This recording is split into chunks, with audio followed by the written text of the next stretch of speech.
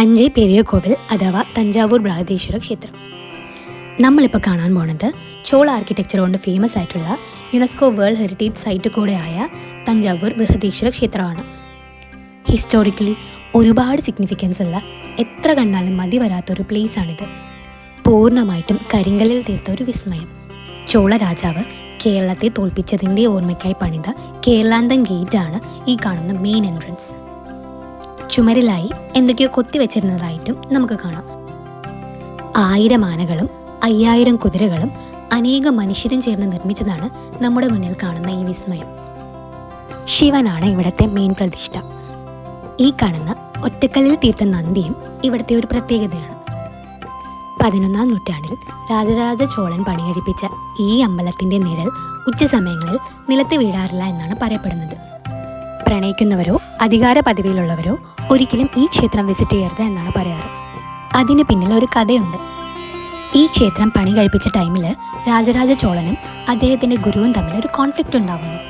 സംസ്കൃത വിധി പ്രകാരം പൂജകൾ ചെയ്യാമെന്ന രാജാവും, എന്നാൽ അത് വേണ്ട തമിഴ് ആചാരത്തിൽ പൂജകൾ ചെയ്യാമെന്ന ഗുരുവും ആവശ്യപ്പെടുന്നു.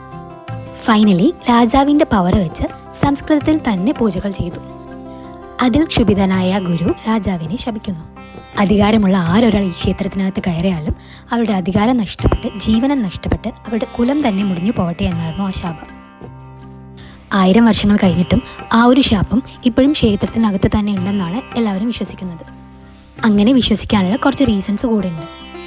1984 MGRും ഇന്ദിരാഗാന്ധിയും ക്ഷേത്രം സന്ദർശിക്കുകയും ആ ഒരു വർഷം തന്നെ ഇന്ദിരാഗാന്ധി വെടിയേറ്റ് മരണപ്പെടുകയും MGR ഹോസ്പിറ്റലൈസ്ഡ് ആവുകയും ചെയ്തു. ആ ഒരു പേടി കൊണ്ടാവാം പിന്നീട് വന്നവരാരും അതിനകത്ത് കയറാൻ ധൈര്യപ്പെട്ടിട്ടില്ല. അവസാനമായി വന്ന കരുണാനിധി ആവട്ടെ മെയിൻ എൻട്രൻസ് യൂസ് ചെയ്യാതെ വേറൊരു വഴിയിലൂടെയാണ് അകത്തോട്ട് പ്രവേശിച്ചത്. എന്നാൽ പോലും ആ ശാപം അദ്ദേഹത്തെ പിടികൂടി എന്നാണ് പറയപ്പെടുന്നത്.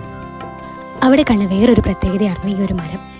ഇതിലൊരു ഗൗളി ഉണ്ടെന്നും ആ ഗൗളിയെ കണ്ട് പ്രാർത്ഥിച്ചാൽ നമ്മുടെ ആഗ്രഹം സാധിക്കുമെന്നാണ് അവിടെയുള്ള ആൾക്കാർ പറഞ്ഞത്.